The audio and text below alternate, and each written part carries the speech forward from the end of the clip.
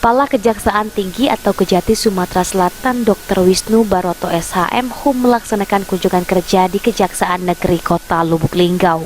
Menurut Kepala Kejaksaan Tinggi Wisnu Baroto, kunjungan ini untuk meninjau kesiapan Kejari Lubuk Linggau dalam melakukan pembangunan integritas menuju wilayah bebas korupsi. Selain dirinya juga mengatakan di akhir bulan Maret 2020 nantinya akan ada pemeriksaan dari pengawasan dari Kejaksaan Agung. Oleh karena sebelum Kejaksaan Agung datang ke Lubuk Linggau, pihaknya sudah melakukan pengecekan terlebih dahulu.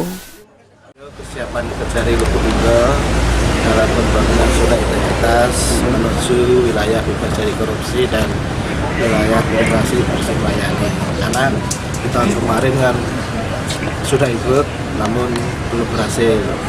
Dan petunjuk pimpinan bahwa seluruh Kejari di lingkungan Kejaksaan Tinggi Sumatera Barat harus tahun ini ikut program BPK. Oleh karena itu kami tinjau tadi, kemudian kita evaluasi kenapa tahun kemarin tidak berhasil.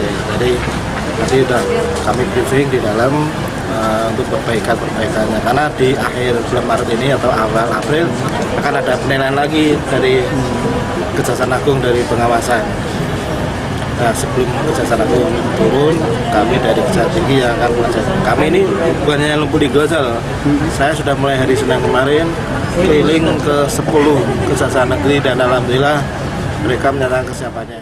Kemudian dirinya menambahkan bukan hanya datang di Lubuk Linggau dan juga akan datang ke sejumlah Kejari yang ada di Provinsi Sumatera Selatan. Adi Arianza, PAL TV. Nggak bisa.